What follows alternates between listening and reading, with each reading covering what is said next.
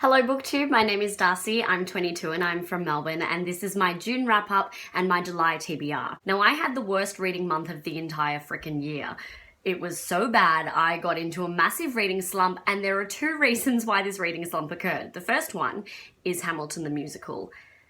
Hamilton the Musical has entered my life in a really big way. For those of you who don't know, I actually studied music theatre at university, so I have a Bachelor of Arts degree specialising in music theatre. I graduated from the University of Ballarat, now more commonly known as Federation University. So I adore music theatre, although I am quite critical of the kinds of music theatre that I enjoy.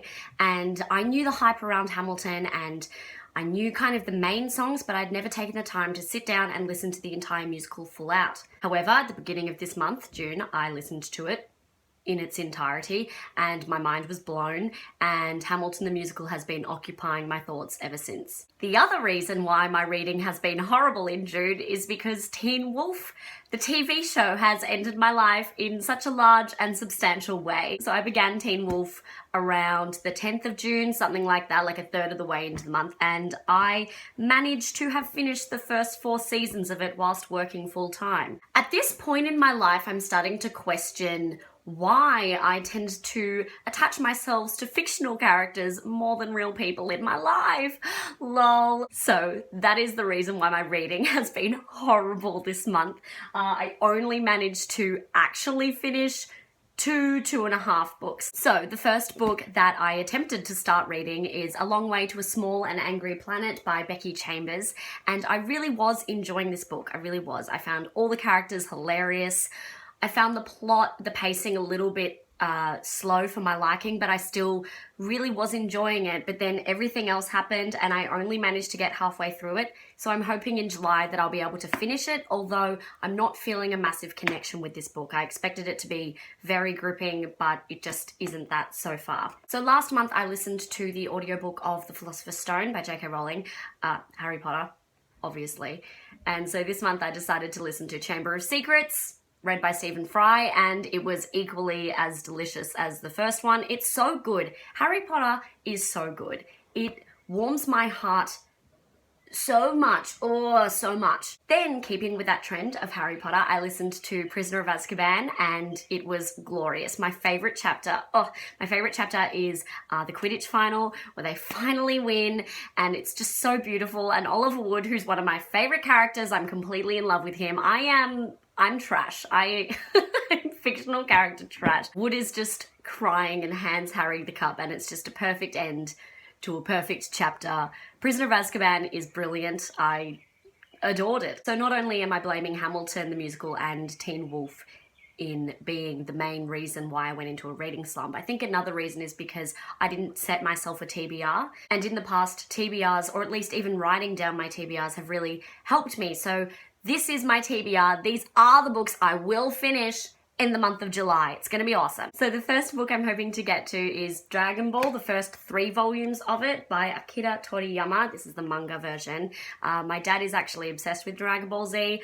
He's seen every single episode of Dragon Ball, Dragon Ball Z, Dragon Ball GT. So I kind of know the gist of the story, but I wanted to get all the intricacies and really read it from the start. And since I'm really enjoying the fairy tale manga, I thought that Dragon Ball was another good one to get into. So that's the book number 1. Then I want to read Rebel of the Sands by Alwyn Hamilton, and I've been meaning to read this book for ages, for so long, and I just haven't gotten to it yet. I'm sure you guys know all about what this is about, since it's everywhere on BookTube at the moment. Reading young adult really helps me get into the groove of reading again, so I'm hoping this will push my reading along for the month. Then I'm going to read Peer Gynt by Henrik Ibsen, and this is a play. And when I was in university, the third year actors